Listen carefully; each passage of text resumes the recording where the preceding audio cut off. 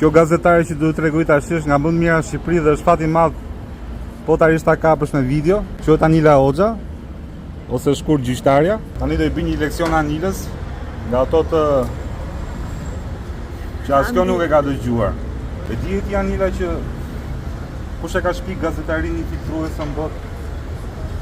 Infiltruese, jo investigative, jo Undercover.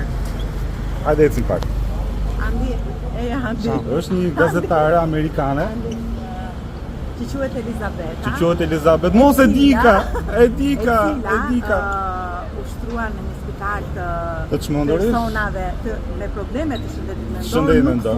Po, në 1920 u thuat ashtu. Po. Dhe undercover ajo zbuloi se si trajtoheshin njerëzit aty, jo që si kapi po pasin të drejtë.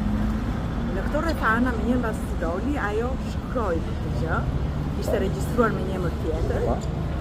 Dhe tregoi për realitetin se çfarë ndodhte në brenda atyre mureve të larta dhe në atë spital. O zot, kjo e di ka gjithë historinë e Amerikës, a kupton sa e përgatitur është? Nuk thjesht e lexova te një libër Mendimi i bardhë që e ka bërë Lilian Turan. Po, flet për racizmin.